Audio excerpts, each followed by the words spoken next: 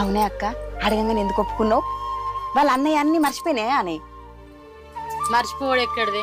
ఆయన దేవుడు దాన్ని ఒక్కదంతా మన కొత్తలే దాంట్లో చేసుడే. పోదాం. సరే తి, నువ్వు ఒప్పుకున్నాక నేను ఒప్పుకుంటానా?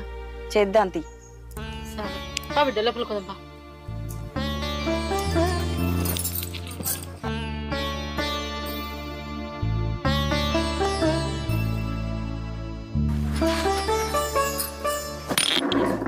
నీలిమా,